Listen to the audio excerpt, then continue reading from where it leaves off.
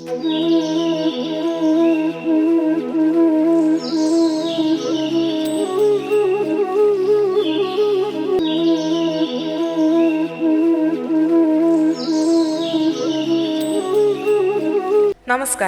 ഏവർക്കും ഭക്തമാനസം ചാനലിലേക്ക് സ്വാഗതം. ഇന്ന് നാരദമുനിയുടെ പൂർവ്വജന്മകഥയാണ് പറയുന്നത്. വ്യാസമഹർഷിയാണ് മഹാഭാരതം രചിച്ചത്. മഹാഭാരത രചനയ്ക്ക് ശേഷവും തനിക്ക് തൃപ്തിയും മനസ്സുഖവും കിട്ടുന്നില്ലെന്ന് തൻ്റെ ആശ്രമമായ ശ്യാമപ്രാസത്തിൽ വെച്ച് അദ്ദേഹം നാരദ മഹർഷിയോട് പറയുകയുണ്ടായി. ഭഗവാന്റെ മഹിമകളെ കഴിവിൻ്റെ പരമാവധി ഉപയോഗിച്ച് വർണ്ണിക്കാനാണ് നാരദൻ വ്യാസനെ ഉപദേശിച്ചത്. ഭഗവാന്റെ മഹിമ കീർത്തിക്കുന്നത് കൊണ്ടും പാടി നടക്കുന്നതും കൊണ്ടും ലഭിക്കുന്ന തൃപ്തിക്ക് താൻ തന്നെയാണ് ഉദാഹരണമെന്ന് പറഞ്ഞ് നാരദൻ തൻ്റെ പൂർവ്വജന്മകഥ വ്യാസന്റെ മുൻപിൽ തുറക്കുകയാണ്. കന്യാകുബ്ജത്തിലെ രാജാവായ ദ്രുമിളനും ഭാര്യ കലാവതിയും സന്താനങ്ങളില്ലാതെ വളരെ ദുഃഖിതരായിരുന്നു. പ്രാർത്ഥനകൾക്കൊന്നും ഫലം കാണാതെ നിരാശരായ അവർ രാജകൊട്ടാരം വിട്ട് ഗംഗാതീരത്തു പോയി തപസ് അനുഷ്ഠിക്കുവാൻ തുടങ്ങി. അവരുടെ കഠിന തപസ്സിൽ സംപ്രീതനായ കശ്യപൻ പ്രത്യക്ഷപ്പെട്ട് അവരെ അനുഗ്രഹിച്ചു.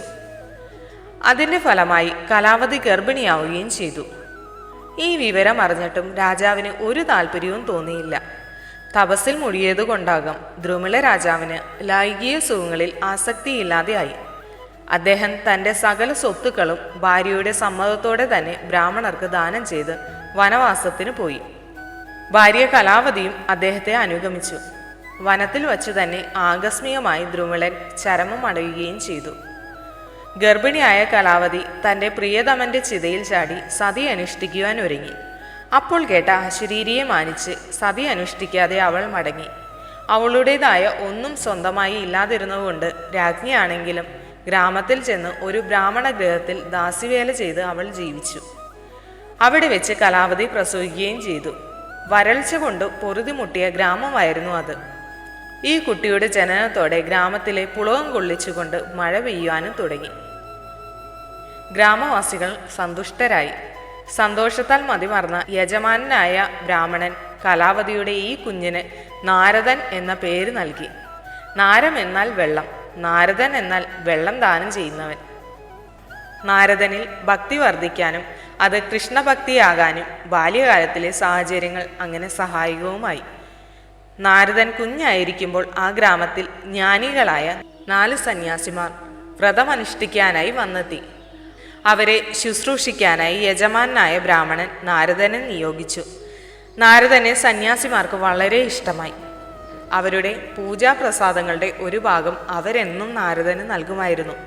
വീട്ടിൽ കഷ്ടതയായിരുന്ന നാരദന് അതൊരു അനുഗ്രഹം കൂടിയായിരുന്നു. സന്യാസ ശ്രേഷ്ഠന്മാരുമായുള്ള സംസർഗത്താൽ നാരദന്റെ മനസ്സ് വളരെ ശുദ്ധമായി. അവനും ഈ സന്യാസിമാരെ പോലെ ആകണമെന്ന് ആഗ്രഹിച്ചു. വളരെ ചെറിയ കുട്ടിയല്ലേ, സമയമായില്ലല്ലോ ഒന്നിനും. അതുകൊണ്ട് സന്യാസിമാർ അവന് ശ്രീകൃഷ്ണ കഥകൾ പറഞ്ഞു കൊടുത്തു. കഥകൾ കേട്ട് കേട്ട് ആ കുട്ടിയിൽ ശ്രീകൃഷ്ണ ഭക്തി വളർന്നു ഭഗവാനിൽ ദൃഢമായ ഭക്തി ഉണ്ടായി. വ്രതം അവസാനിപ്പിച്ച് സന്യാസിമാർ പോകാനൊരുങ്ങുകയെ അവരുടെ കാൽക്കൽ നമസ്കരിച്ച നാരദൻ അവർ ജ്ഞാനോപദേശം നൽകി അനുഗ്രഹിച്ചു. സന്യാസിമാർ പോയ ശേഷവും കുറച്ചു നാൾക്കകം നാരദന്റെ അമ്മ കലാവതി സർപ്പദംശനമേറ്റ് മരണമടഞ്ഞു. ഈ ഭൂമിയിൽ നാരദനുണ്ടായിരുന്ന ഏക ബന്ധുവും അമ്മ മാത്രമായിരുന്നു. ആ ബന്ധമറ്റതോടെ നാരദൻ പൂർണ്ണ സ്വതന്ത്രനായി. അദ്ദേഹം സന്യാസിമാർ ഉപദേശിച്ച പോലെ നിരന്തരം ഭഗവാനെ ധ്യാനിക്കാൻ തുടങ്ങി.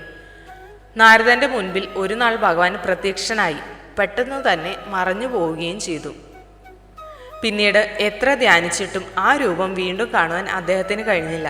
മാത്രമല്ല ഇനി ഈ ജന്മത്തിൽ തന്നെ ദർശിക്കാൻ കഴിയില്ല എന്ന അശരീരിയും ഉണ്ടായി. നാരദന്റെ ഭഗവത് ഭക്തി അനുനിമിഷം വർദ്ധിക്കുമെന്നും ഈ ജന്മം അവസാനിച്ചാൽ ഭഗവാന്റെ പാർഷദനായി തീരുമെന്നും വചനമുണ്ടായി. ഭഗവാന്റെ നാമങ്ങൾ പാടിയും സ്തുതിച്ചും നാരദൻ ഭൂമിയിൽ സഞ്ചരിച്ചു കൊണ്ടിരിക്കുകയായിരുന്നു. ഭൂമിയിലെ പ്രാരാബ്ദം അവസാനിച്ചപ്പോൾ വൈകുണ്ഠത്തിലെത്തി. ഭഗവാന്റെ പാർഷദന്മാരിൽ ഒരാളായി മാറി. വിഷ്ണു ഭഗവാന്റെ അനുഗ്രഹത്താൽ 3 ലോകങ്ങളിലും ചുറ്റി സഞ്ചരിച്ച് ഭഗവത് ലീലകളെ പാടി നടക്കുവാൻ ബ്രഹ്മാവിൻ്റെ പുത്രനായി വീണ്ടും നാരദൻ ജനിച്ചു. ദേവമഹർഷിയായ നാരദ മഹർഷിയാവുകയും ചെയ്തു. ഭഗവത് കഥകൾ പാടി ശ്രുതിക്കനുസരിച്ച് മീട്ടുവാൻ ഒരു വീണയും ഭഗവാൻ സമ്മാനിച്ചു. അങ്ങനെ നാരദമുനി തൻ്റെ പൂർവ്വജന്മകഥ പറഞ്ഞ് ഭഗവാന്റെ ലീലകൾ പാടി വ്യാസമഹർഷിയോട് വിട ചൊല്ലുകയും ചെയ്തു. നാരദമുനിയുടെ ഉപദേശം സ്വീകരിച്ച് അദ്ദേഹം ഭഗവാന്റെ ലീലകളെ മുഴുവൻ വർണ്ണിച്ചുകൊണ്ട് ഒരു ഇതിഹാസ ഗ്രന്ഥമായ ശ്രീമദ് ഭാഗവതം രചിക്കുകയും ചെയ്തു.